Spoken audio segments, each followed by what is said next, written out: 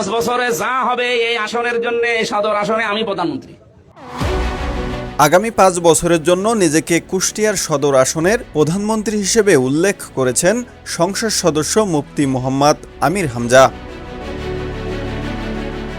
শনিবার 15ই আগস্ট সামাজিক যোগাযোগ মাধ্যমে ছড়িয়ে পড়া ভাইরাল একটি ভিডিওতে নিজের সংসদীয় এলাকায় জনসাধারণের উদ্দেশ্যে দেওয়া এক বক্তব্যে এ মন্তব্য করতে দেখা যায়। ভিডিওতে দেখা যায় স্থানীয় জনগণের সামনে আমির হামজা নিজের সংসদীয় আসনের উন্নয়ন কর্মকাণ্ডের প্রক্রিয়া নিয়ে কথা বলেন। তিনি বলেন, আগামী 5 বছর কুষ্টিয়ার সদর আসনের জন্য আমি প্রধানমন্ত্রী। যে বাজেটগুলো সরকার দেবে সেটা দেবে আমির হামজার হাতে। এটা কি কোনো ফেরেস্তার হাতে দেবে?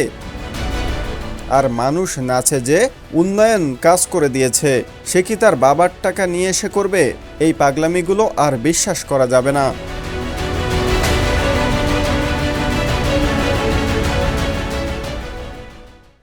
দেশের নাম্বার 1 ট্রেডিং অ্যাপ নিফটি ফার্স্টে পাচ্ছেন ট্রেডিং এর সব সুবিধা, dual এক্সটেন্স access, company analysis, portfolio তৈরি করা সহ আরও অনেক ইউনিক ফিচারের সাথে ট্রেড করতে ডাউনলোড করুন এক্ষুনি।